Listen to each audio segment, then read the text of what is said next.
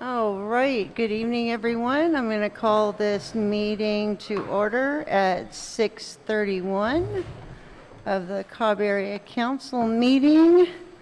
And we will do roll call. Kathy McCarthy is absent. Chris Nettles. I'm here. Darlene Warner, I am here. Jake Strickler is absent. Joe Schneider is absent. And Paul Duncan. Here. And we do have a quorum. If we could please stand for the Pledge of Allegiance.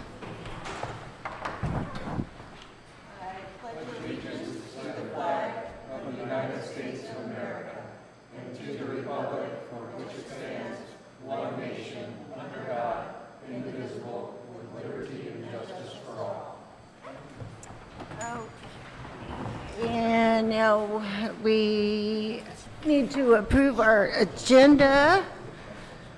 If I can get a motion to approve our agenda. Magdalena, can I get a second? I'll second. Okay. And we have our agenda approved and minutes. Anyone to make a motion to approve the minutes from our last month's meeting? Yes.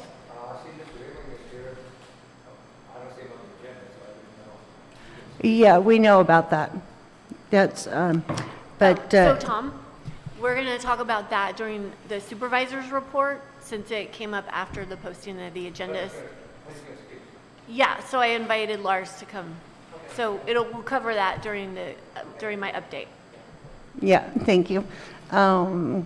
So anyone want to make a motion to approve the minutes? I'll make a motion to approve the minutes. Okay, Paul, and anyone want to second that motion? Robert? Yeah. Okay, you're second? Okay, perfect. All right. And all those in favor? Aye. Any opposed? Okay, minutes are approved. And on to short announcements. Anyone that has short announcements, please go to the microphone, use the microphone, and please state your name.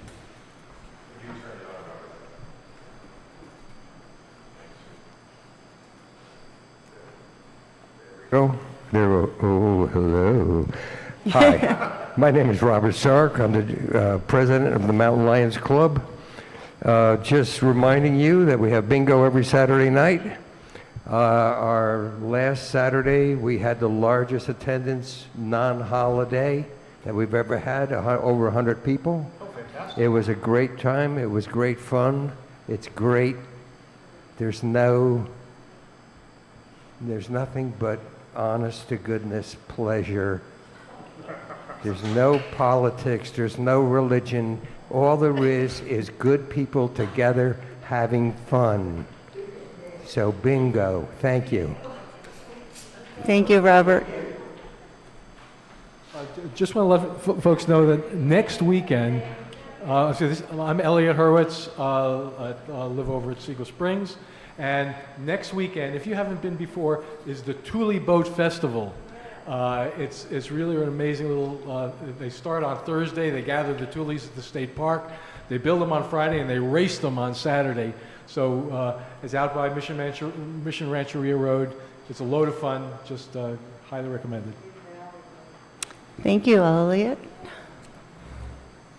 Yeah, Paul Blues, Cobb. I don't know if this is an announcement or not. I think we need more than 10 minutes to talk about the road work that's going on at Cobb. So you might want to budget some more time for this, if you don't mind. Yeah, we'll be talking about that a little bit more during the supervisor's report. Take more than 10 minutes. Yeah, so Yeah. I mean, we do have another option. We did approve the minute or approve the agenda. If we wanted to take up a special item, we could, because this issue did come before the posting of the agenda. So according to the Brown Act, we could have a separate agenda item if that's what you'd like, or we can talk about it. And it sounds like we have a request to have a more in-depth conversation. So Does all it takes is a majority vote for Yeah. an agenda item? right, because it came up after the posting of the agenda, and it's urgent because there's information that, we need to have this discussion before the next meeting. Well then, I'll make a motion that we add a special agenda item under the circumstances to the agenda. How much time do you think we need? I think that'll all depend on the responses that we hear today, and then we'll find out. Looking. Can we give it 20 minutes?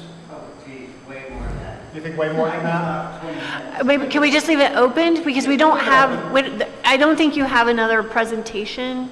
We don't. We have one motion on the agenda, and that may take some explaining. But if we go too long, I know you guys are up against a deadline.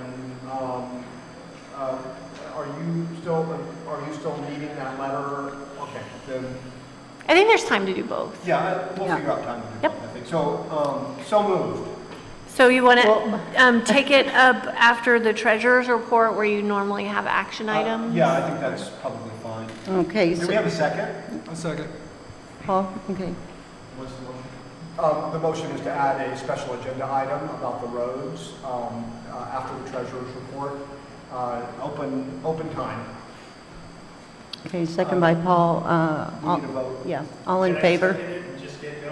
It's already seconded, so all in favor?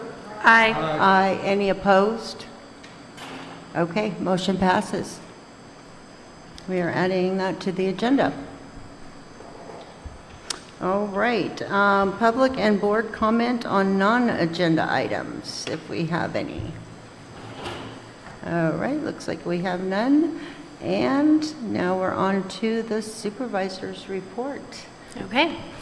Well, thank you for coming. I know there's some folks that don't usually come to these meetings, but we've had a lot of conversations in the last 24 hours, so I'm glad you're here. And we will get to Director Ewing, Interim Director Ewing's report in just a little bit. But I did want to give a couple brief updates. I wasn't here at the last meeting, but in June we did approve we had 2 days of budget hearings. So this year for the county, it's $418 million in appropriations, which is a really large budget. We spent 2 full days going line by line over every department and all of our capital projects and future projects for the 25-26 year. We typically spend 2 days in June doing budget hearings, and then we adopt the final budget in September, and then in February we do a mid-year budget where we look at adjustments and where we are throughout the year.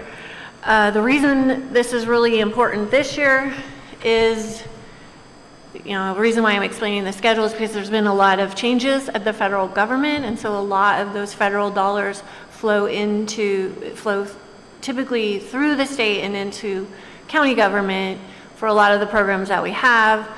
And we're trying to really understand what those changes mean for people on the ground. So that is about the Medicaid cuts and the SNAP cuts and some other changes that are happening at the federal government right now. And for those of you that don't know, we did bring on federal lobbyists this year. So we have state and federal lobbyists now, so that we have our voice in DC, so that our priorities here are being worked on there. I just came back from a week-long conference in Philadelphia. It's the National Association of Counties. So this is where all the county supervisors, most of the county supervisors from across the country get together. We talk about our policy work that we're pushing, our priorities. And then one of the things that I have been assigned to this year is a task force that works on reforming FEMA. It was actually set up last fall and then became even more timely in the last several months. So I know everybody in this room has had a lot of experience with FEMA over the last decade, and there's a lot of room for improvement. One of the things that we don't want to see is it going away, but there are a lot of changes, and the changes that my group has been presenting have been really heard by the White House's committee that has been put in place to do this reform work. So that's the good news, and it looks like I'll have a couple more trips to DC in the fall to follow up on that work to make sure that we have, that our policy recommendations are being heard and hopefully put into some new legislation that's going before the House and Senate later on this summer.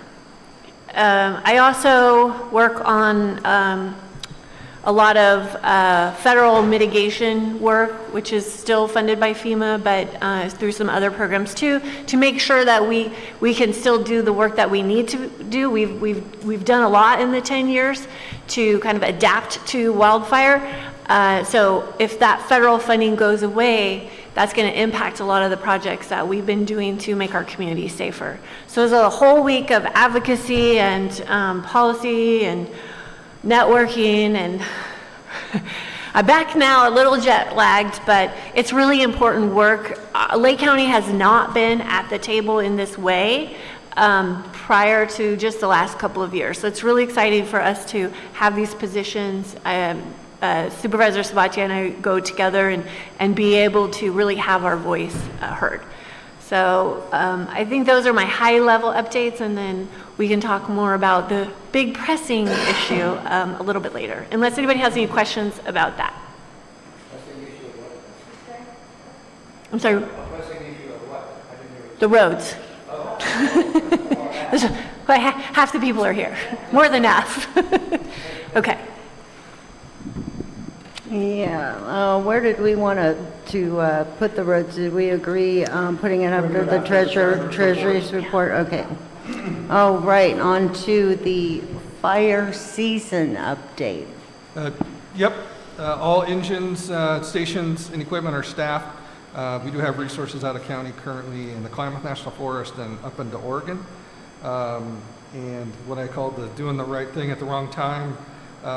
Use caution with mowing and do in your weed eating, your lot clearing. On days it's over 90, mow before 10 o'clock, and no metal bladed mowers on dry vegetation.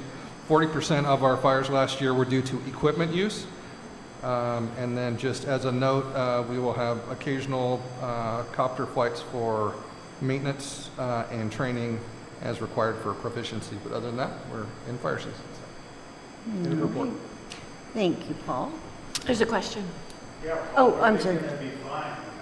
They cover, they do it on right over our houses. I see, it seems like you got a different pilot lately. Oh, we do have a new pilot, but there was a couple times they had a failure of the copter's winch, and they have to hover over the base.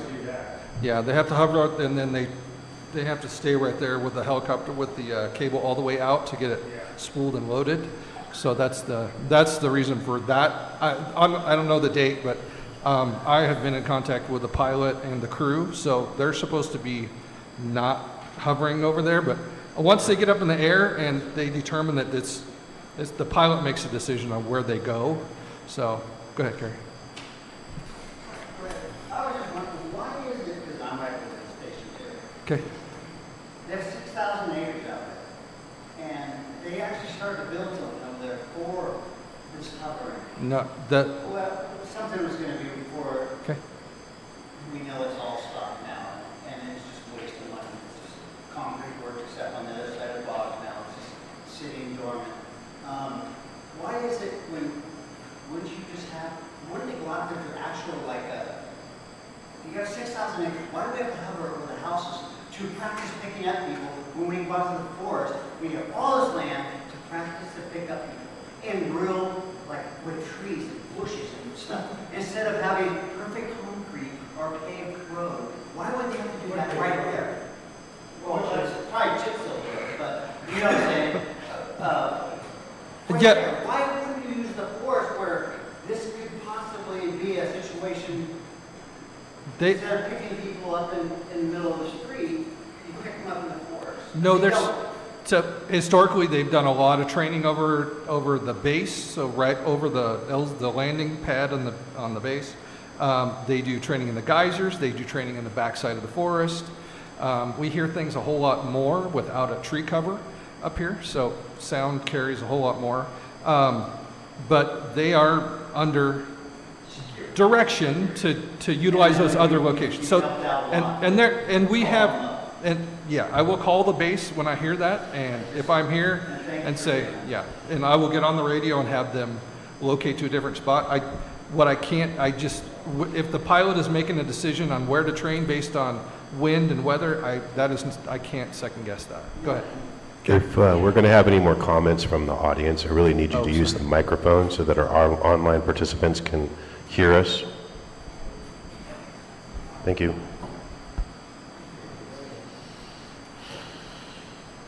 I understand that historically, because we've been there since the heliport was in there, and back when there were so many trees, you couldn't even see our house.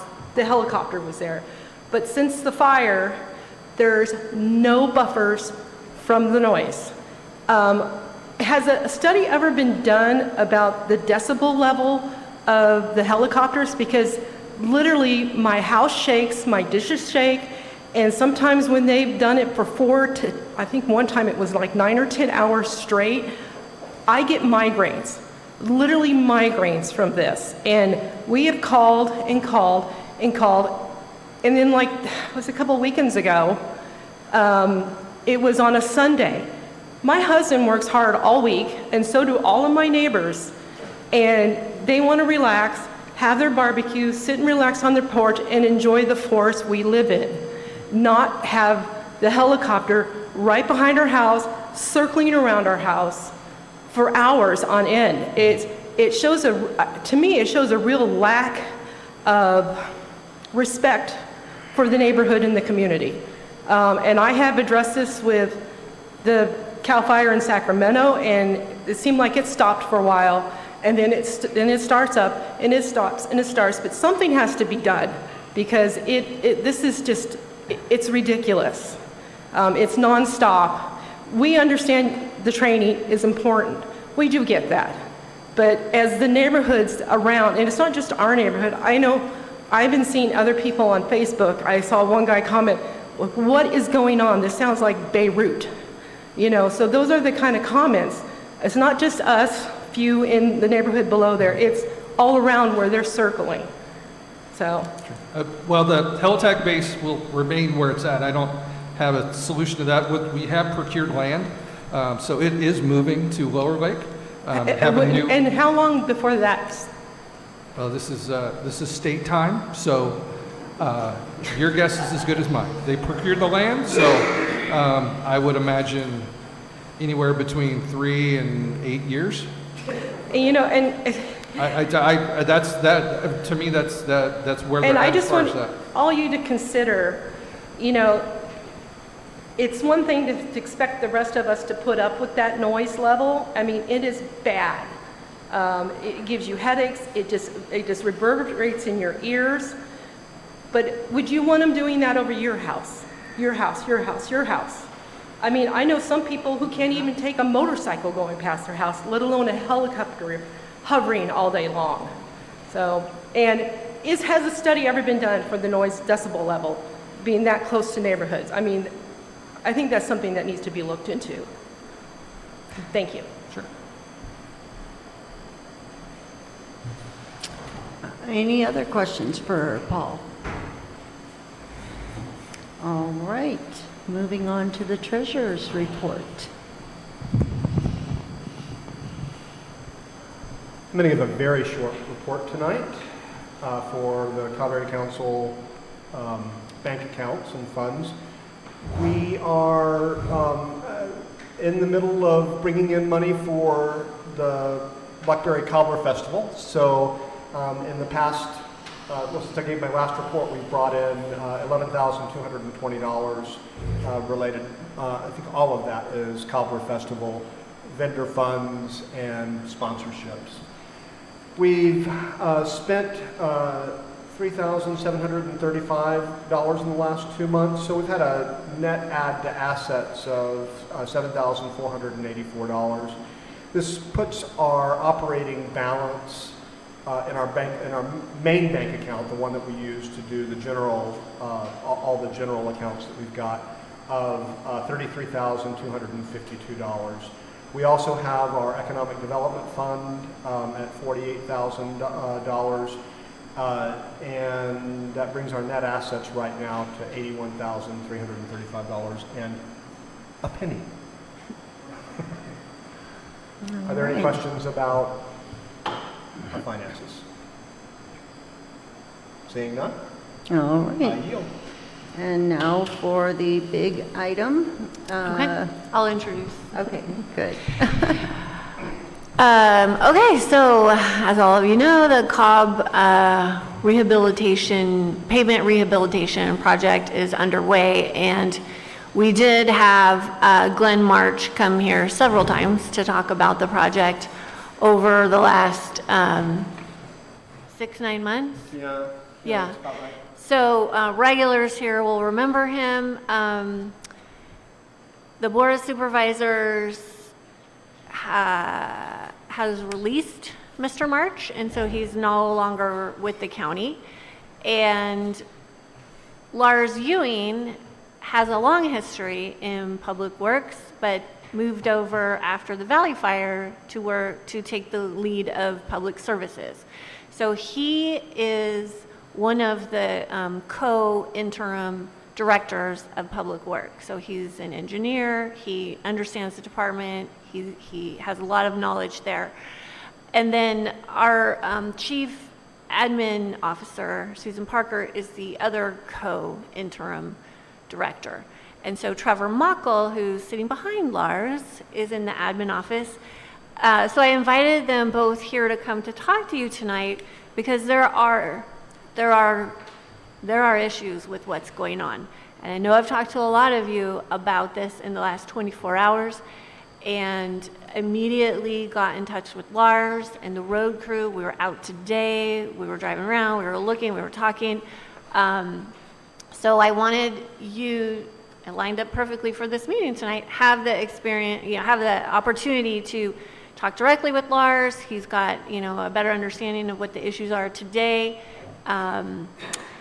And I'm just going to pass it over to you. And I don't know if Trevor, if you want to be involved, but maybe Lars, just come up to the microphone and we can get started.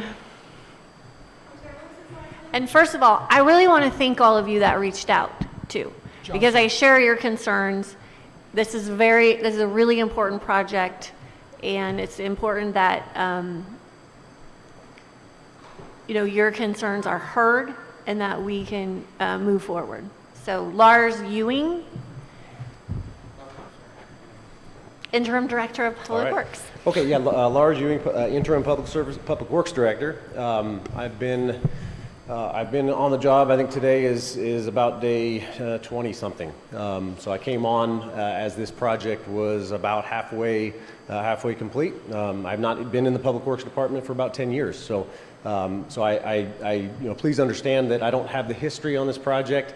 But as the Public Works Director right now, she mentioned co-directorship. Essentially, I'm the operations side. So I'm the point of contact for this. So I'm here to represent, here to listen. I can report out certainly on the issues that we've addressed in the last, I would say, 24 hours. I can talk about some of the issues that led up to the decision. I wasn't involved with any of it, but we'll receive your input and we'll run with it as best I can. Let's put it that way. What I will, just at a high level, this project, what was put out to bid and ultimately what was awarded to Argonaut Constructors is a combination of different road repair solutions. Let's just to say that they are all pulverization. So a pulverization means you have a roadway, grinding it up, reshaping it, compacting it, getting it prepped for a surface treatment. I believe it's about 16 miles of roads in the project. Somewhere in the 10-mile range are proposed to receive asphalt, so 2.5 to 3 inches of asphalt on top of the shaped road surface. The other 6 miles are proposed to be double chip sealed. what led up to that, we can certainly come back and I can do some research, but I'm not coming here. I'm not prepared. I've been in the field, literally out of my office since the time that I was asked to come here at about noon. So please bear with me. But that information is on its way. I'm trying to gather that information. But anyways, I'll end it there. So the 6 miles of double chip seal, we are very near the end of the pulverization project. This morning, we canceled the future pulverization of about 2 miles of roads. So we're at the point where we are pausing the actual future work and the double chip seal so that we can prepare a solution that may be a better treatment. I'm not saying that it's the wrong treatment, but we need to take a second and reevaluate. After receiving a lot of that input, here I am, and we're looking to find a solution. I recognize for the roads that have been pulverized, for the roads that either have been chip sealed or will very soon be chip sealed, that's a concern. It's a concern for me as well as you. You're the residents living on that road, so by no means am I going to say that I have the same concern as you. No way. How is it decided who gets a new material, who gets scrap? That's what I don't have the information here with me. We're looking to. I know there was. Here's the backstory on the preparation of the plans. A consulting engineer was hired to evaluate all the roads up in the road list that was provided to them. So they evaluated those roads. They looked at a variety of things. They look at they take cores in the roads and they evaluate the subgrade. They evaluate the traffic index on the road. They evaluate a lot of different things. Well, No point was a car count taken on any of these roads. Okay, and I'm not going to debate that because I don't at this point I don't have that. Okay. Let me get my water.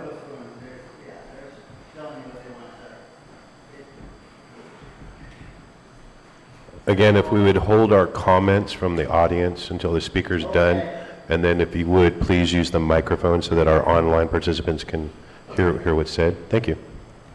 So rather than traffic counts, I guess what I'll say is there was a traffic index established. So there's a lot of factors that go in.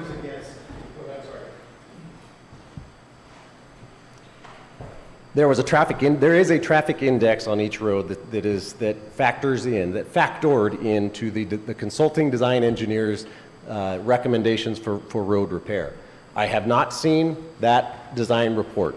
I'll be reviewing it, but I haven't seen it. What I have seen is this plan set that went out to bid. That's what I have seen. It includes, among other things, a section. I left my office without my reading glasses. I haven't been back there, so please bear with me. Among other things, it includes the R value. That's all right. The R value, engineering terms, Jake will understand this. It includes the R value for various roads. It includes the moisture content, the plasticity index, and the county provided the design engineer with what's called a traffic index, and that essentially is the determination of essentially the level of use of that road. So traffic counts historically may have occurred, probably not recently. I won't debate that. Certainly won't. But a traffic index was provided to them so that they could ultimately come up with road repair recommendations. Now, having not seen that design report, beyond that, what is provided in this plan set is instructions for the contractor to go bid. Essentially, it provides a map of the roads. It provides, it says on these roads, do the following. It's one of three things. Pulverize and put 2.5 inches of hot mix asphalt, pulverize and put 3 inches of hot mix asphalt, or pulverize and put a double chip seal on it. That's the extent of what I have here. So with that said, recognizing the concerns that you all have shared and that I have the same concerns, we paused on the remaining pulverization and the remaining double chip seal of what amounts to about 2 miles of road. For the 5 miles of road that was pulverized and either has been double chip sealed or will soon be, we're working on a solution. I've discussed it with the road superintendent. He has been out on the roads along with Supervisor Peiska, along with an engineer that I have on my staff who's at this point just kind of shepherding the project along. He was not involved with the project in the design phase. So we're evaluating that. How can we provide the best road for the residents and for the road crew who have to maintain these roads? They're in the situation where they want to be able to maintain them for your use, and so we're reevaluating that, and there's certainly hopes that we have, but I'm not going to be here in the time that I've had, and I'm not going to promise, because that would be over promising and under delivering. I don't want to do that. How long will it take for you guys to decide what you're going to do? Because today, they just put tar. Again, you're going to have to hold your comments in the audience until the speaker's done so that we can get you a microphone. There's one right here. Mike's gonna work anyway. I can hear him. It's for the online people. It's for online. Yeah. So it's at not this for point, you. it'll be answering questions. I don't have any other presentation to give. My question.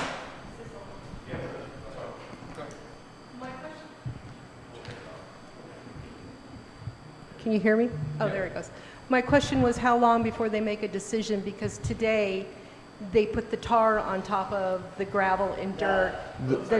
It looks like somebody, a oil truck dumped, it looks like a mess. Yeah. And so if that's on hold, how long? That if it's already been pulverized, that is not on hold. If it's been pulverized, putting the double chip seal on there, it needs to happen, because we are not in the very near future going to be coming in with hot mix asphalt and putting asphalt down. So they'll do that first. Well, no, I wouldn't say that. What I would offer is that the pulverized roads, if we don't put a chip seal surface on it, they're going to be in rough shape very soon. So that gives us an opportunity to bind the road together a bit until we come up with a solution. Is this working? You were talking about the county wanting the ease of maintenance. Well, for 10 years, they've never came on our subdivisions, our court, to clean up the drainage ditches. Not once. After all the excavators ran through them, cleaning up the properties, they've never once. And maybe let's say September, they might come by and fill up our potholes. And we have a stretch of road so long that's not a pothole, so they don't touch it because there's no asphalt whatsoever. And then 1 month later, here comes the snowplow, and it rips out everything they put down for the year, which took place in about 20 minutes, because they're so good at their job. They don't. What? They're so good at their job, and I know you're going to understand what I'm saying, is instead of cleaning the holes out, they come up to them and they throw some stuff on it over top of rocks that are this big, so it's that much underneath the road, and then they will roll it with their vehicle instead of taking a barber plate and clean the holes out. So the first time a car goes up the road, it grabs that rock and throws it out and throws all the cut back out on the road. And I've viewed it, I've got photos of it, I've got them covering up rocks. It's pathetic. So the county trying to say, we want to make it so easy for them, they have done crap, yeah. And I have other neighbors, we were out there in rainstorms diverting water because they never took care. So now that the chip seal comes, they're coming, they're chip sealing to the new road. The road, because there's no drainage, and it's moved over 6, 7, 8 inches this way, and they're puffing it up. Now, where I dug out where my sidewalk is, 4 inches for I thought it was being nice new asphalt, because I looked around, find something, I go, that looks beautiful, and then I dug it out, and next thing you know, here comes the machine, and it just regurgitates the crap underneath the ground, and it's this high above my driveway. So which the driveway tapered down, now the water's going to run in.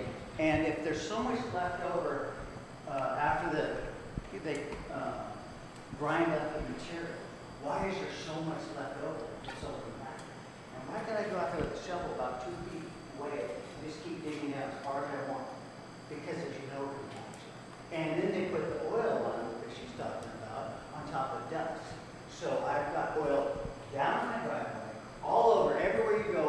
stick on my tires because they put it on top of dust. And that's not the point. The point is, I'll speak when it comes to talking about this chip seal incident. So you don't have the answers you said, and I understand that, but could you please get them and come back?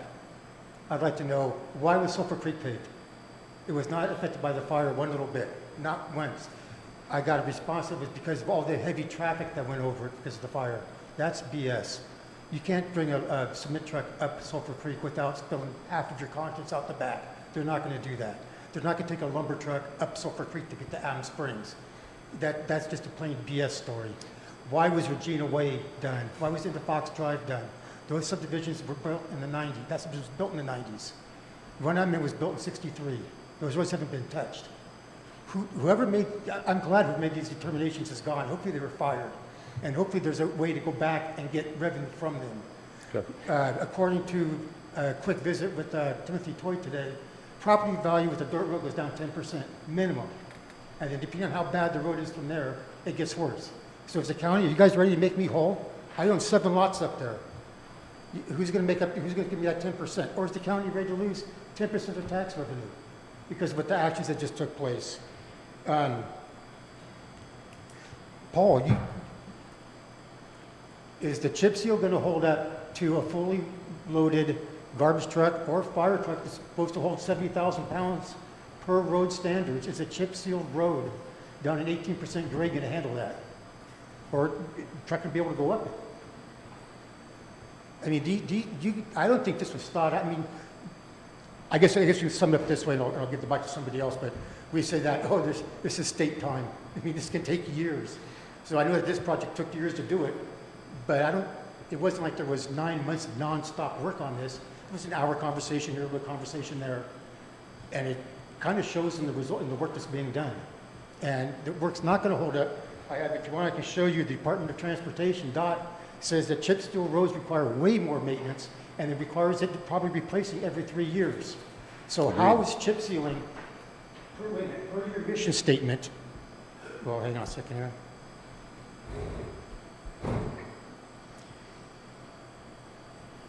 Per your responsibilities thing, you say that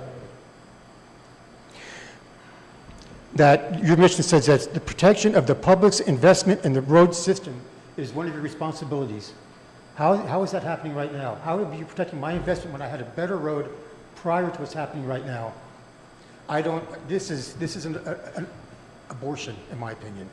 Anyways. Okay. Just to respond to a few of those, happy to come back here once I once I can find anything that would lead to those recommendations. What I will probably suggest is that the sole decision maker for those decisions is no longer with the county. To be changed. Is it too late now? Wait, you're doing wrong. Let's stop throwing good money after bad and fix this. Well, that's what we did today. That is what we did today, and the solution that we are working on is to that end. So that's what I want to emphasize here. Now, to respond to the other pieces, the structural section, I have the same concerns. That's the first concern that I have, and I look at this set of plans, and I look at the design engineer who stamped as a licensed civil engineer that the structural section of a 4-inch pulverized road with a double chip seal, it will meet CAL FIRE standards, for example, and all the other standards. So that's where I need to hold that design engineer accountable. Now that we're back on the chip seal, I had a lot to say. Well, first, I was an operating engineer for 30 years, and I just retired. So I've been around a lot of asphalt. And I've talked to, on this job, your engineer, and he agrees that it doesn't hold up. I talked to, and I know it doesn't hold up. It's a Band-Aid, and I've talked to the construction company. I don't blame them one bit. They're doing what they're told, and they didn't write the contract. And I blame, geez, I get so pissed off I can't speak right. But I don't blame. The chip seal is, so I talked to the inspector on the job today because I was flying around the mountain so upset because they did, it looked so beautiful over there. And then I'm driving around tracking mud and crap in my car from this chip seal in front of my driveway. My house looks like crap from the road, what they're gonna put in. And when the inspector on your job tells me, it's not meant to be, oh, it snows up here? I didn't know it snows. Oh, this is, it will never hold up with the plows and stuff. It will never hold up. And from everyone I've talked to in the county and from talking to the engineer, everyone thinks the whole thing is a joke.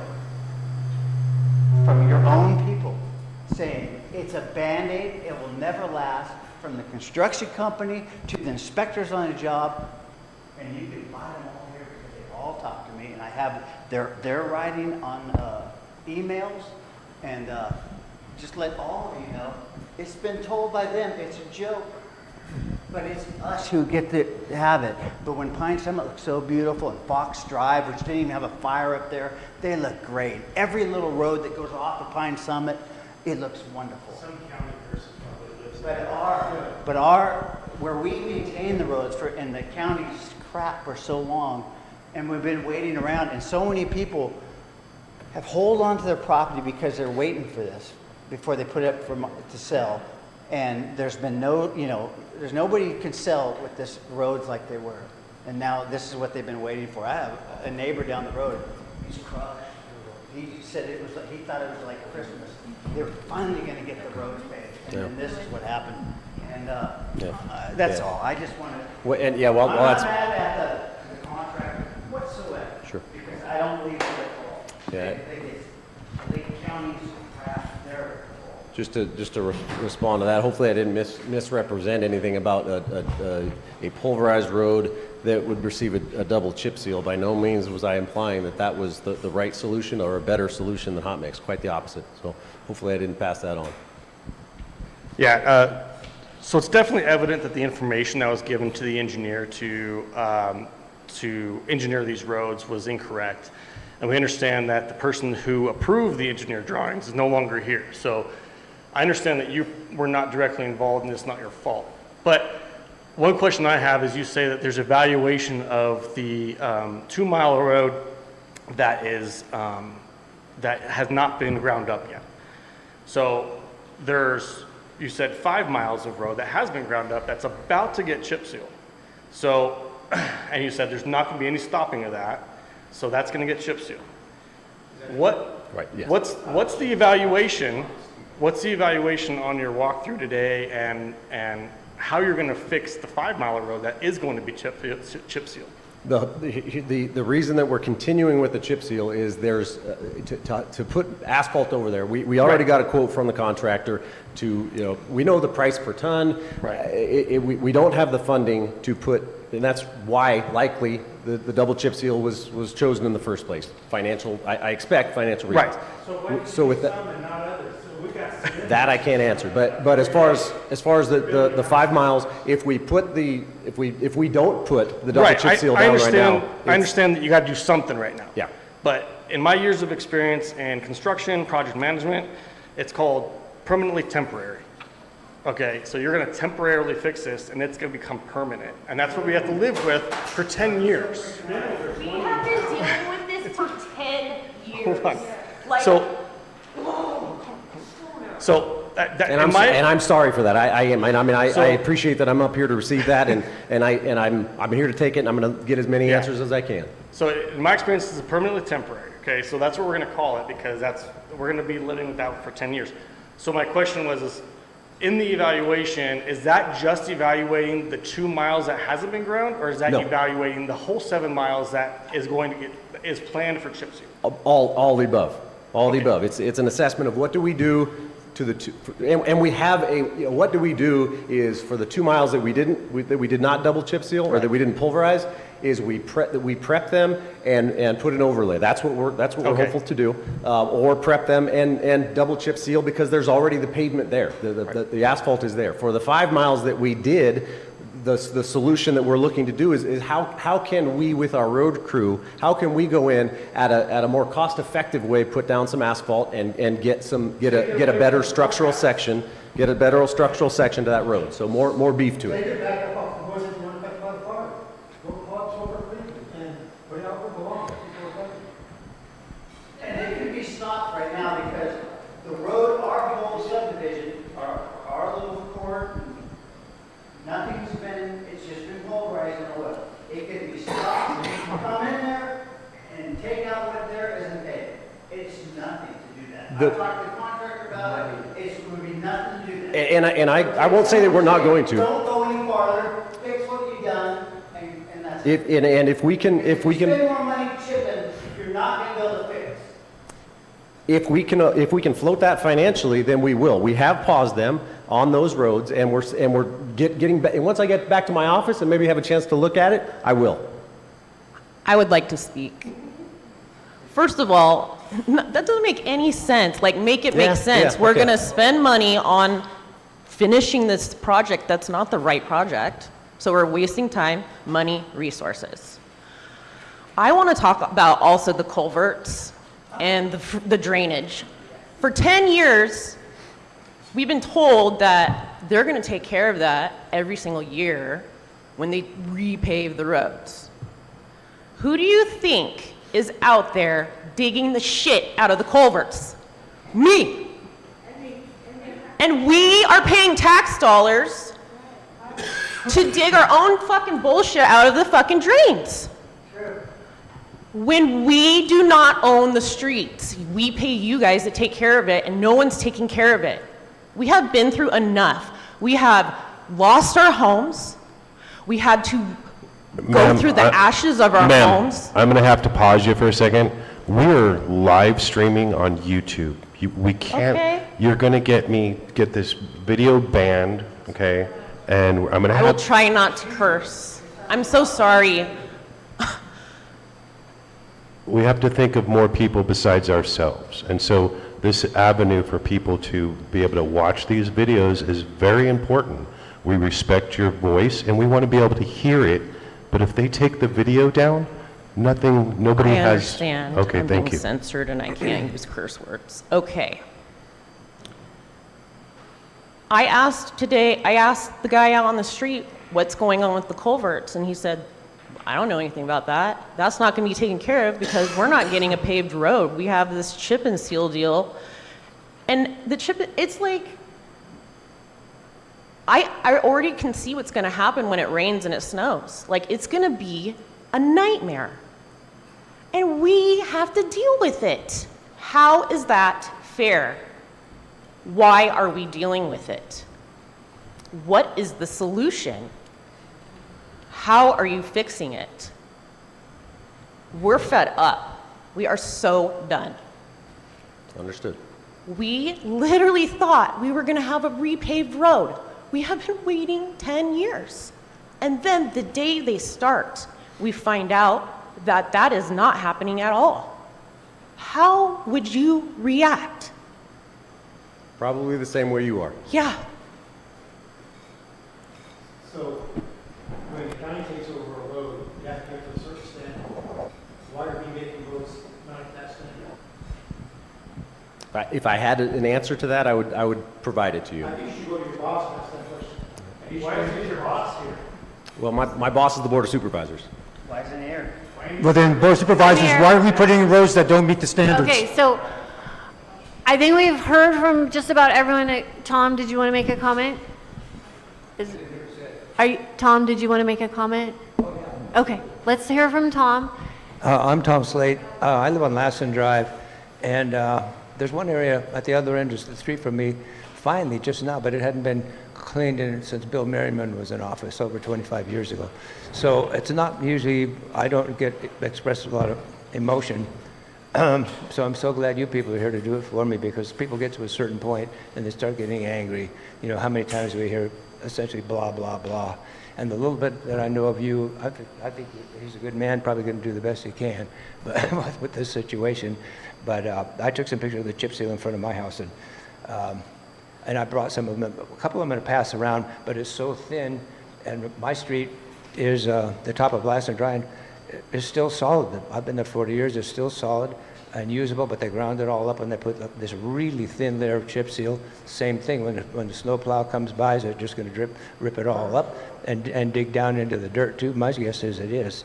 I think they did, it seems to me as a lay person, a non-expert, that my street is not nearly what it was a couple of days ago. Sturdy and serviceable, and some of you got my email, but I'm so glad you all came out to say something, because usually it's just me, and so on different issues, so thank you very much. And so this is extra pictures, and then I'll just pass these around. It's not gonna, you already know what I'm talking about, but here's the pictures I took. I hope you pass them around. I mean, a lot of it's already started. This chip seal's already starting to fall apart. I wrote this email. I said, and it hadn't even been 24 hours. It's already peeling. I don't even know what to. I don't even know what to say. But I'm so glad you people came out. Thank you. So, Hey, Lois, thanks for taking a beating. okay, well, let's hear from folks we haven't heard from, because they still have an agenda tonight. We're listening to everybody. And I do want to remind you that Lars and I, we recognize that this is a big problem. And that's why we were on the phone late last night. That's why he went to work super early this morning. That's why we spent the day. That's why we halted the work. Okay? We recognize that this is a problem, and we want to figure this out. And we don't have the answers for you right now. But Lars can come back next month. We can give you updates at every one of these meetings going forward as we figure this out. You know, and I'm really grateful that you're here, Lars, tonight, and that you've made yourself available to be here at this meeting and hear everybody, because these are really important concerns. I get it, Lars gets it, and we're on it. It's not hard to figure out. We are in the middle of a contract, we've paused the work, and, you know, like I said, we've heard from almost everybody. I want to make sure that, you know, Gwyneth, we can hear from you. If you've already made comments, maybe you could keep it short so that the council can get back to their agenda. And Lars can get home because it's been a really long day and he's got another one in front of him tomorrow. So let's hear from Gwyneth, who hasn't gone yet. And then we can go around, you know, if we can just get short comments from those who've already spoken. And the other thing is I want to remind you that we've had people in the room that also lost their homes, that also live in neighborhoods that are not even on this project, right? Elliot and No. Elliot and Magdalena live in Shenandoah. And they're not even on this project. Okay? So yes, there are areas. That's a blessing, because the roads are going better off right now. Okay. All right, Gwyneth? I'm above Belmont Golf Course up there. I just thought I'd throw on the culverts. When I first moved up here, I've been up here about 17 years, they were cleaned, I want to say every 2 or 3 years it seems like they dug them out, which is kind of important. Our neighborhood was trashed after the Valley Fire from all the equipment, and then they didn't do anything for quite a few years until PG&E buried the lines, and they didn't even pave all the streets up there. They got most of it, but where they didn't bury the lines, it hasn't been paved. So I just wanted to add to the culverts thing mainly. Yeah, one of the, just on that note, I didn't respond to that, not because I was trying to avoid it, but the culvert piece, all I can offer to that is looking back into our records. I'm going to have a conversation with the road superintendent. I'm going to have a conversation with his road foreman for this area. I will look back into the service records, which they track by activity code. Culverts is one, to see at least what is in the records. But more importantly is the condition that you see. That's what's driving it. That's more important than any records we see. So it's clear that it needs to be done. So I will be following up on that. First one, thank you for taking the meeting today. Appreciate it. Second, there's a standing question. Why are we putting in roads that don't meet county standards? Well, I think that's what Lars is going to get into with the engineers. Yeah, and Well, I, somebody, you've been on the, how many years have you been a supervisor? Yeah, I'm the supervisor. Pardon me? What? How many years have you been a This supervisor? is my 5th year. So you were on board when all this started, and the supervisors approved this plan. So Is that correct? The contract, yeah. So the contract that we approved didn't have the map. And when Glenn March came here and showed us, he gave us a list and said, these are all the roads that are getting reconstructed. So I did not know. and I validated that today. I looked back at the 2024 That I did not presentation. know that what you're talking about, I did not know that these were being pulverized and chip sealed, because the contract that was before us was the contract that had line items, 3 million, 3.4 million for asphalt. There was a line item for chip seal. It was $400,000 for chip seal. And then I was given a list of these are the roads that are in the reconstruction project. So that's why I was just as surprised as you were when I saw what was happening yesterday. I knew a month ago, when they came to all of our houses with a piece of paper, and the girl flipped over to, this is what we're doing everywhere. Okay. Every place to get chip seal, you should call the county, because chip seal sucks. And I go, oh, I know that. It's gonna wash away this year. So again, we're here tonight to listen to you, to document your concerns that we share and figure out how to move forward, because we do have a big issue with what's going on. We And- really, and sir- really do. Sir, on the county standards, I appreciate that comment, and I want to look into that, because that's. Yeah, Yep. Thank you. The time and materials piece is important, and I can follow up on it. Yeah, thank you. We'll be in touch, Paul, and Thank Mark, you. and everybody. All right. Now it's an inch above my, it was 4 inches, now it's pumped up 5 inches. You guys have. Sorry about that. Yep. Call me whenever you want. I don't think so. No? Okay. It's on. It's on. Okay. I do appreciate the fact that you're just coming into this and, things are getting heaped on you. But I think from this point forward, as one of these neighbors that had been waiting 10 years, like what Sammy was saying.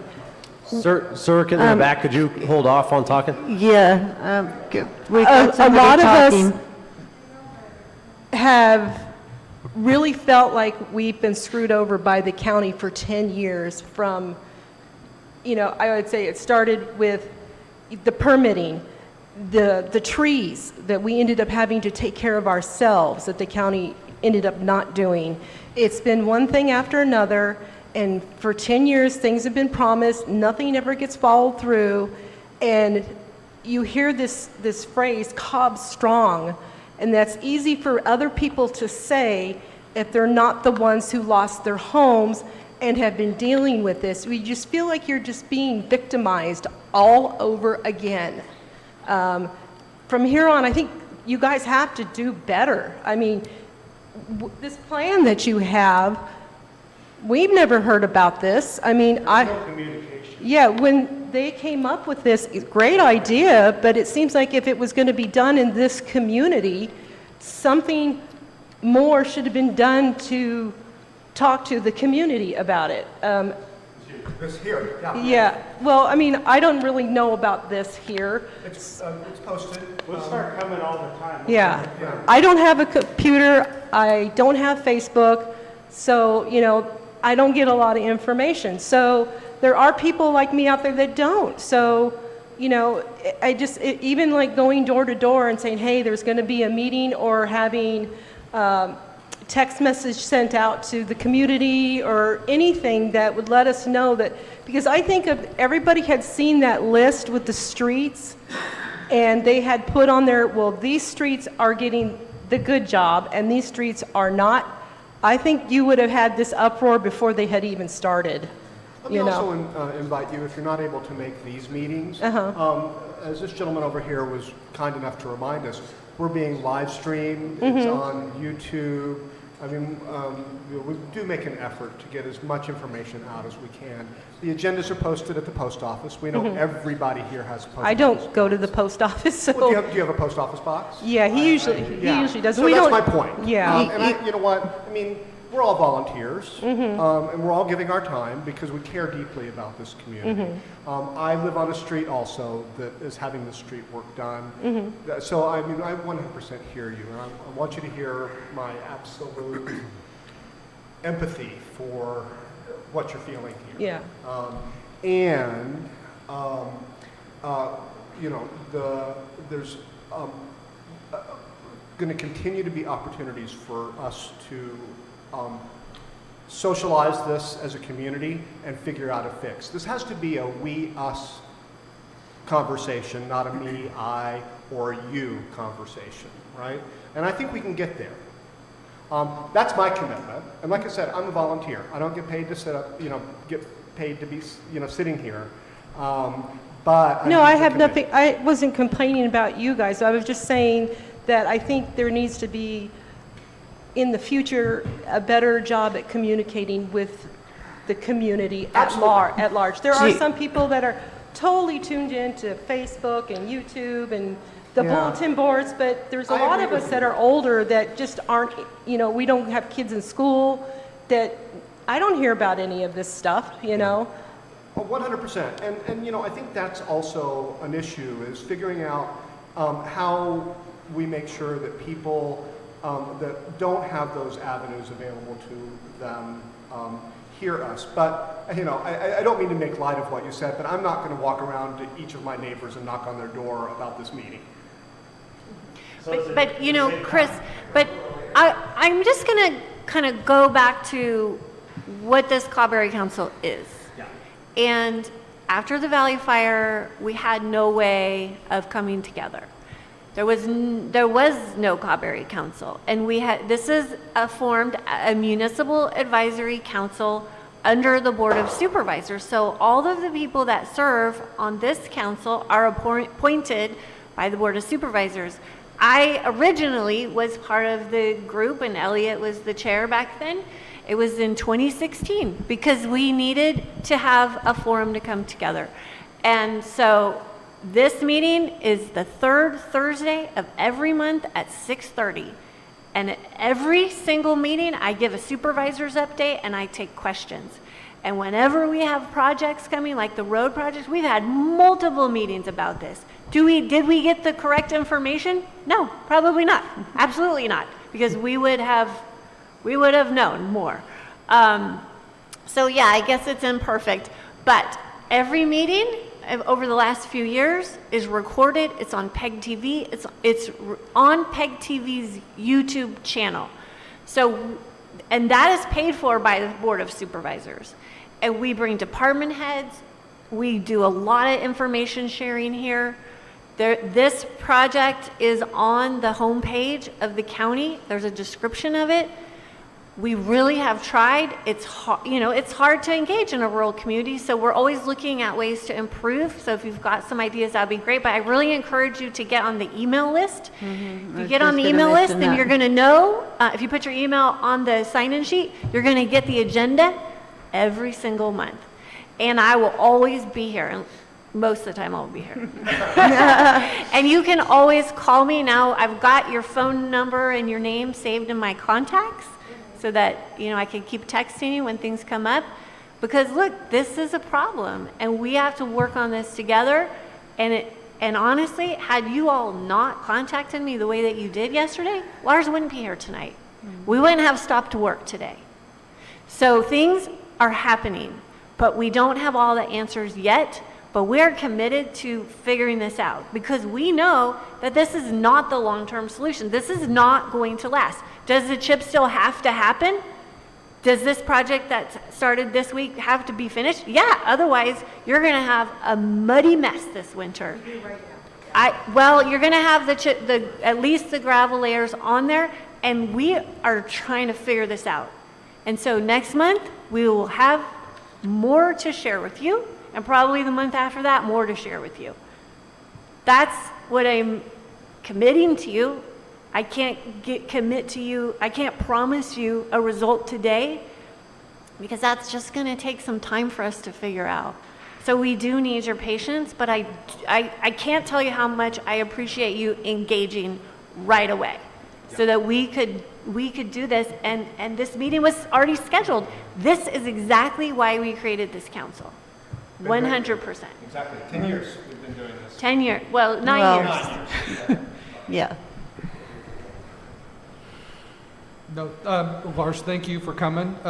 The list that went out that was handed out at that meeting had all the roads, and my assumption was all the roads were getting the same treatment. So to see the chip seal and the grinding up, and when they were grinding up road that actually had asphalt on it, then you had a good road base. But when you're grinding up dirt with a little bit of asphalt and then putting tar over the top, there's just nothing there. So I went up the Upper Summit and the Ponderosa, and it is, like Carrie said, it is just almost tar on the top of just dirt that tracks everywhere. And we gotta do like some kind, I fear that if we have to take a fire truck up there in the wintertime, and just not And holding up.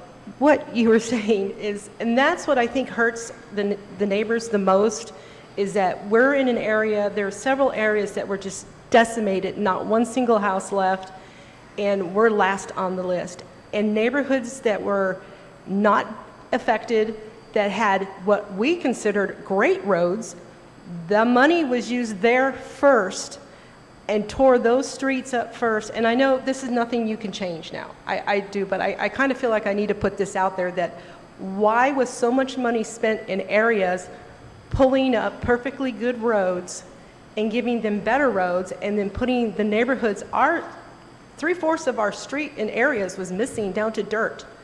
And it literally starting to look like the avenues over in Clear Lake. And for 10 years it's been promised, so I just kind of want to reiterate that. It kind of felt like a slap in the face, you know.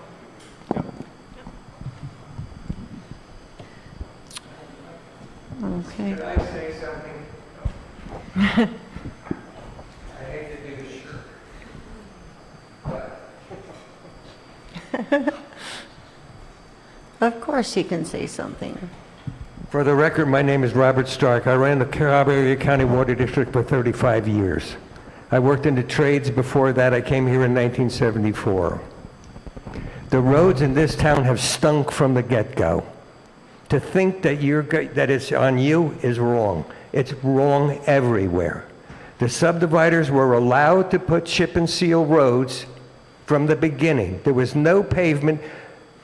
The Hobergs, the Emersons, the Stricklers, the Giffords, the Prathers, none of them put pavement down. In 2007, the then Public Works Director, Jerry Shaw, came before the Board of Supervisors and said, I will not do any more road construction without an assessment, or without a property, or without a sales tax increase. That has repeatedly failed. Why does one road get chip and seal, the other road get pavement? How much traffic is on that road? When I moved here, 3 cars a day went by. Marilyn Angeli, Jay Flynn, and somebody else. Now 500 cars go by a day. That road can't be chip and sealed. In 1982, when the county rebuilt that road, it was chip and sealed because that was a good road in Lake County. Bottle Rock Road before 1982 was a cow path. You couldn't come up the other side of Bottle Rock without getting a flat tire from the Obsidian. So it's not personal. It started in the beginning by the subdividers themselves in the county that was desperate for tax base. And anything you did was accepted. It wasn't anybody's fault. It's just the way it was. And the roads weren't engineered. They weren't engineered to begin with. Jimmy Brookins wandered around his subdivision with a D6 cable dozer and went around the trees. Well, we have roads right now that are on people's property up behind the firehouse because he opted to go around a tree. So this isn't just now. This is the history of Lake County and Lake County's ability to say, well, we don't have any control over it. We'd like to, but we can't. It's not what you can do. It's what you can't do. And that's been the attitude in this county the whole time. It's not what we can do. It's what we can't do. Well, we can't do that, and we don't have enough for that. Well, guess what? Do what you can do. But it just needs to be clear that I can't sit there and not say anything any longer because it's not about you as an individual. The way the money is in this day and age, the less people drive down that road, the less need there is for AC. That's just the end. That's where it begins. That's where it ends. It's not beyond that. When the first guy made this arrangement, or drew up these roads to be chip and sealed or paved, it was based on a formula. It wasn't based on your personality. It was based on a formula. X amount of cars use this road a day, you get the chip and seal. X amount of cars use this road a day. Now, are there roads that have been paved that make no sense? Thank you. Yes, Sneed. You know, it was a disaster of a road, but why they paved it, I still can't figure that out. But that's neither here nor there. That's the way it was put forward. That's the way it was accepted by the county, and it's been done. Something's been done versus nothing, because nothing's been done for a very long time. Thank you. Thank you, Robert.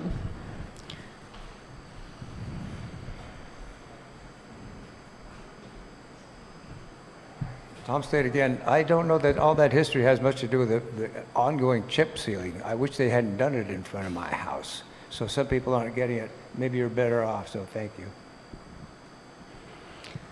Okay. Did you have any closing comments? Well, the only closing comments is to follow up with everything that was brought up here, and I'll quickly summarize my notes. Who made the decisions? So what, structural sections, looking at does it meet county road standards? Is this going to hold up? Looking into the culverts and the drainage and maintenance records up there. So just to follow up on those things and ultimately make a decision as quickly as we can for a better long-term solution. That's what I'm going to commit to.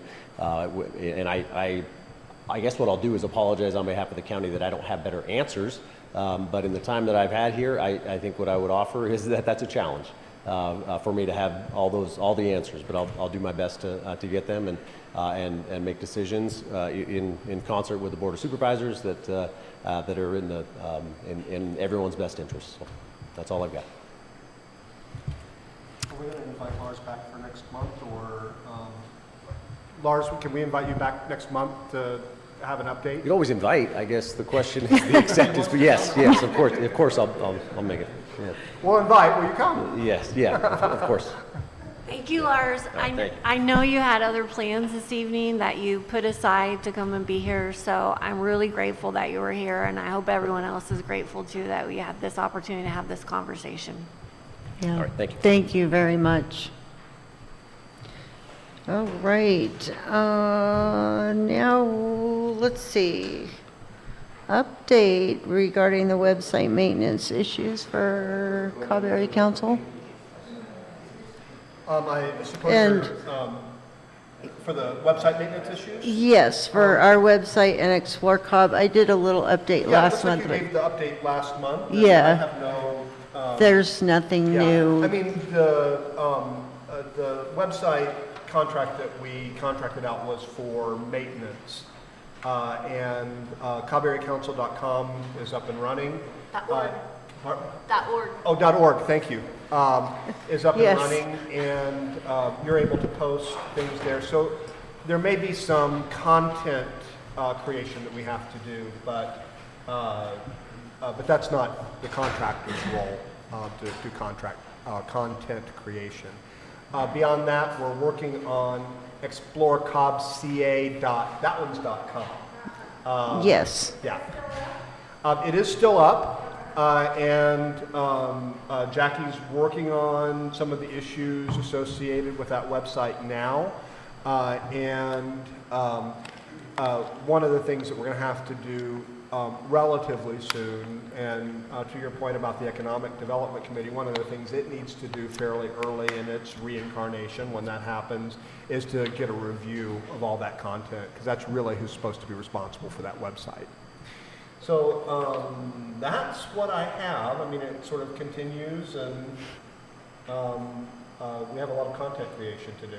Yes, we still have some agendas and minutes to populate, the most recent ones on there to the Cobb Area Council site, website. All right. Now for the big moment for Magdalena and Elliot. Motion to authorize the Cobb Area Council Chair to draft a letter of support for the Siegler Springs Community Redevelopment Association CAL FIRE Wildfire Prevention Grant. Thank you. I'll try and be as quick as I can. As many of you know, we had been awarded a federal grant to do a Cobb area a community wildfire protection plan. We signed a contract with the Forest Service in January for that, but that has been frozen. And 6 months now, they have not either said we can't have it, and they haven't said that it's coming. So in the interim, we've decided through our Forest Stewardship Committee we'll just see what we can do anyway. We had our summit meeting last month. We've got plans for a bunch of workshops this fall, but just a couple weeks ago, the governor announced a new round of funding through CAL FIRE for their wildfire prevention program, and what we would like to do is apply anew for the Cobb Area Community Wildfire Protection Plan through this grant program. We also want to, because there are opportunities to do other things as well, there are a couple of significant fuel breaks that we'd like to also include in this grant application. This will be through two of our active Firewise communities, through the Loch Lomond Firewise community. We'll be looking to do the Loch Lomond fire break, and through the Siegler Springs community, wildfire community, looking to do another fire break along Shenandoah. We're also exploring some other, it's a bit of a grab bag, it's a short notice, it's a complicated grant application, but we're looking to put together a pretty comprehensive package of both, concrete analysis and planning and boots on the ground projects. This one in particular, particularly for any partners, and I know the Cobb Area Council has already offered us funding for this development of the CWPP. Now, obviously, if we get if the federal grant, miraculously falls out of the sky tomorrow, we would just withdraw that. I will also say that we've also applied to the California Fire Foundation for another portion of the CWPP development project, particularly the development of our own kind of volunteer forest assessment team. And so that's we should, they said they would start to notify people about that grant on July 31st. So if that comes in, we'll take that part out of the CAL FIRE grant. So it's going to be quite a bit of juggling between now and August 6th. But for the CAL FIRE grant, for any partners, such as the Cobb Area Council, we need a formal letter. So I'd like to request, I'll be in touch with the chair as we get forward so that in the end we'll know exactly what it is that we'll be asking for. I have a question for you. Yes. I just want to make sure I understand. So this California Wildfire Prevention Grant is sort of Plan B or contingent, a contingency if the federal money doesn't come through. Correct. And if the federal money does come through, Well, what happens to this grant money? Does it Frankly, become a this match, or? No, frankly, this is an area that I'm in conversation with the grant, with Mike Wink at the pre-fire division down at LNU. What do we do about this? I mean, because there's actually a provision within the wildfire protection grant. They said they will not fund things that have been already approved. Now, the legal status of our approval is in question here. You know, as I said, we have a. Elliot, have you had conversations with Congressman Thompson's office? I have. Okay, and so they're aware of this? They're trying to figure it out, because I Yep. know that they're working on the other grants that were frozen. Yep. and In so- fact, I was just, I texted Luca today. I sent him an Okay. email last week, and so, yeah, you know, Congressman Thompson's been, I mean, Yeah, I did ask him to reach out to, because Yes. I know that they're working with the others. that's right. Yes, in the front Do row you need there. a microphone, or Pardon? does Magdalena need a microphone? So this is Magdalena, and I'm just clarifying. So if the money for the CAL FIRE wildfire protection program, you know, it turns out the federal money comes in, and there's a portion that we're dedicating to defensible space, and that will just allow us then to expand that portion of the program. So if I'm understanding what you're saying correctly, if this if this particular grant comes through, and the federal money happens to come through, which is still a question, right? Yeah. Then you may go back to CAL FIRE and pare down the amount to. That's right. That's right. That's right. Again, just how that works, what the mechanisms are, you know, that's something that we have to talk with Mike about. You know, we're trying to just keep it going. I'm just trying to understand how this is working. Yeah. Right, because you know, the state has been trying to adjust everywhere, and we're trying to work out, like, in order to compete well for this grant, there are 3 other organizations in Lake County that are competing for this, and we all know who each other is and what we're doing. The Resource Conservation District, the Canocti Fire Safe Council, ourselves, and Tara was going to as well, although I didn't hear a final from them. And we've already had the conversation with Mike that, yeah, it's totally fine that there are several submissions from Lake County, and we are all also clear because, you know, Jessica, me, everybody, a lot of people in this room have already been working on the whole capacity to develop these grant applications. It's really clear that to be competitive, we have to have partners. We have to have collaboration partners. And so we'll be approaching the South Lake Fire Protection District. I saw you guys this morning, Paul, but I didn't have a chance to talk. We want to talk with the South Lake Fire Safe Council, Tara, of course, and of course the Cobb Area Council, and then the Firewise communities. So that gives us some heft. You anticipated my next question was, who else? Yeah. I'll say this is also a particularly complex grant offering because there are 2 different pots of money that are funding it. One is the Proposition 4 climate bond, which has got a certain amount, and then there's also the regular California Climate Initiative funding, which is regular general funds. Each of them can fund different things, and so putting a kind of a combined. They've been put into one application portal, so when you go in, you have to tell them which one you're going to be depending on.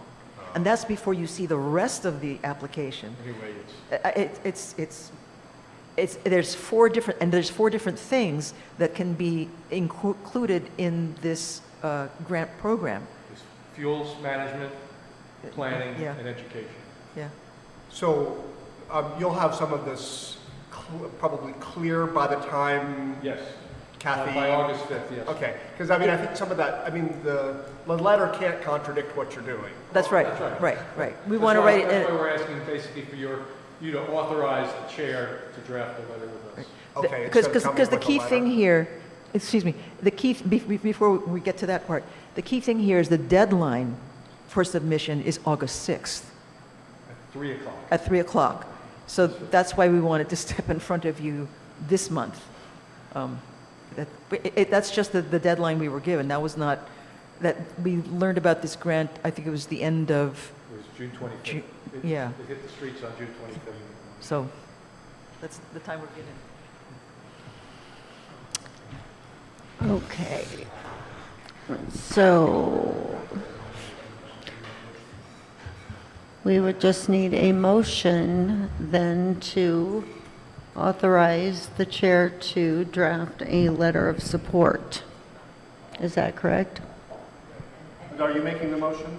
I'm asking for a motion from the, That's what I thought, so just, I just need it.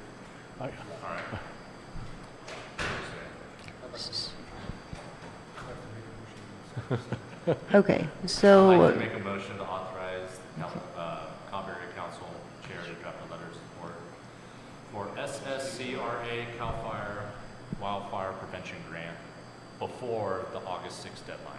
Thank you. second, okay, Glenna. All in favor? Aye, all in favor? Or any discussion? He needs to hear the motion again. All right. Okay, I'd like to make a motion to authorize the Cobb Area Council Chair to draft a letter of support for SSCRA CAL FIRE Wildfire Prevention Grant before the August 6th deadline. I'll second that motion. okay. All in favor? Aye. Any opposed? Motion passes.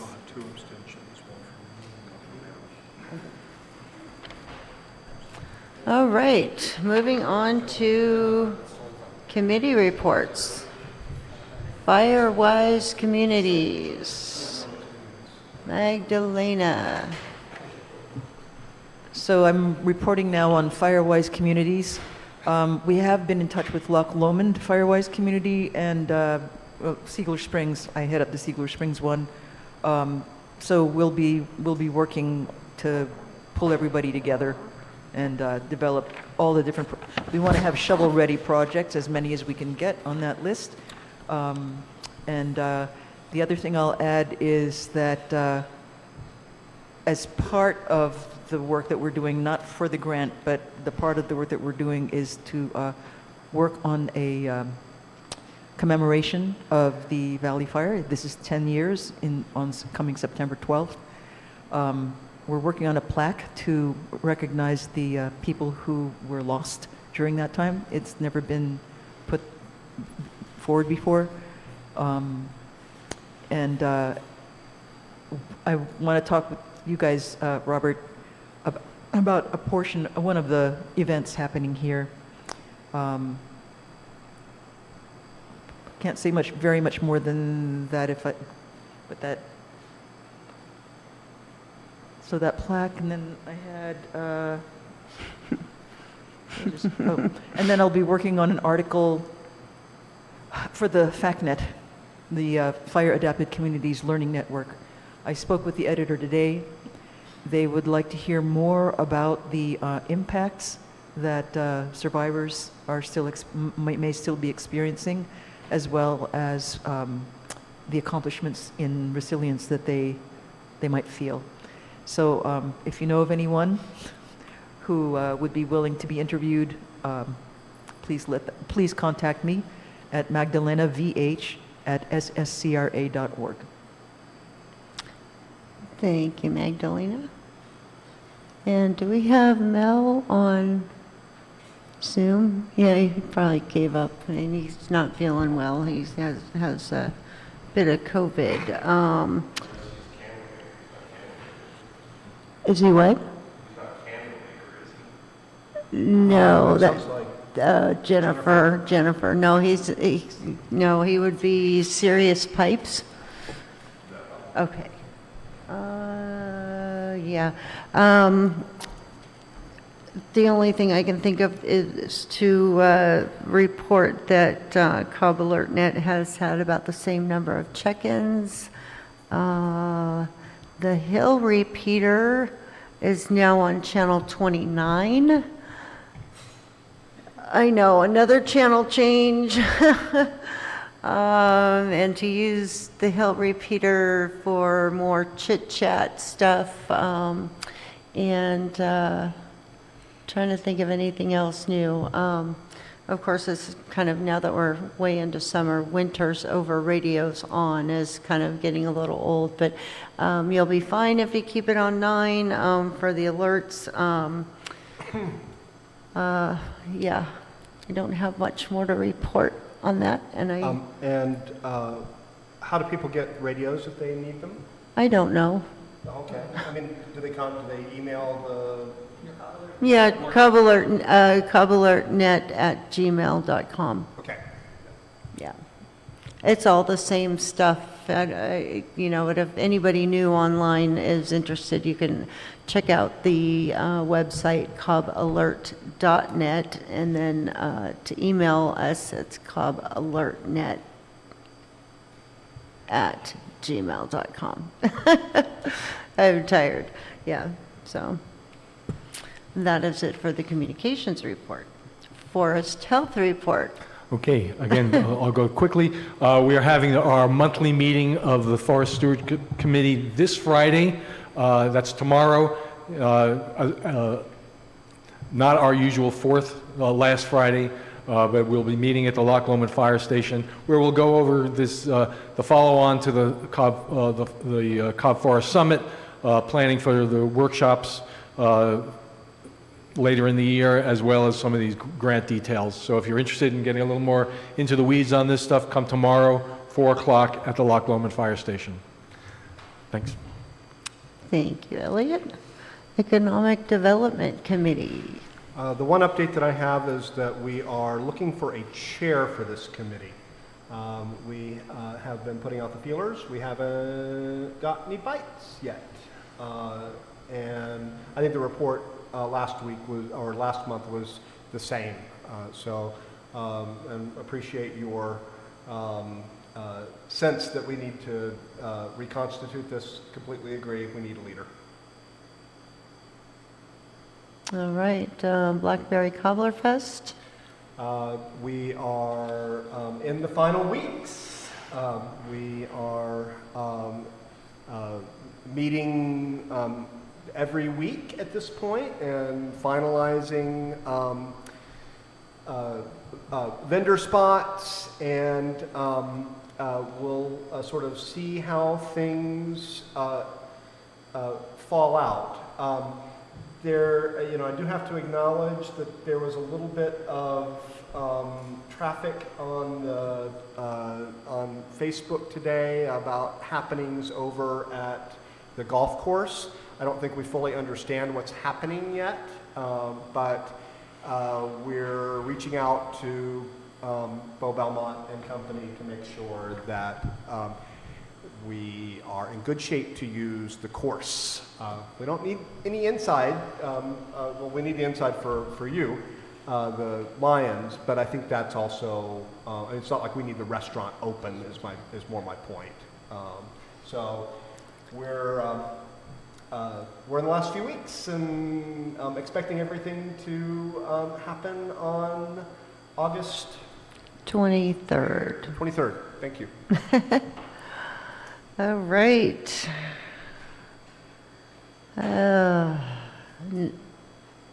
If there isn't anything else, Elliot. I'm just noting that you're about to note that the next Cobb Area Council meeting will be on August 21st. Will there not be in production on Thursday night before the Cobbler Fest? Oh, that's a very good point. Good question. Good point, yeah. When do y'all start cobbler making? What was that? It looks like they're scheduling the next council meeting for the Thursday before the Cobbler Fest, but we're already going to be cooking here, right? On Thursday night. Yep. Yeah. So we may need, We're going to start baking, and we're going to, there is an issue. Because we need to make enough cobbler Thursday night to start cooking Friday morning. Right. Now, that's not going to be a whole heck of a lot, I mean, unless you're a normal person. But the setup will, everything will be set up for production. Yeah. Well, you should think about that. so we may need to, Or, I can gather myself. You can meet out on the patio. can you set up out on the patio, Peg TV? I have a extension cord. I have lights. Okay. Well, I guess we'll, That's my alternative. I think we can handle that. yeah, What have we done in the past? Because it seems like it falls this week. Well, we're starting a day earlier. Oh, you're starting a day earlier. Yeah, yeah. Because they're gonna, I think they're gonna double their production this year. Okay. We are making so much more this year, like 30%. Well, it sounds like it can be worked out. I think so. In the meantime. Yeah. So yeah. What was that? we'll figure it out. Yeah. We'll figure it Yeah, out. we'll keep it the 21st for now, and if we need to change it, then we'll do it at a future date. All right. And it has finally come to the adjournment time of 8:07. Meeting adjourned.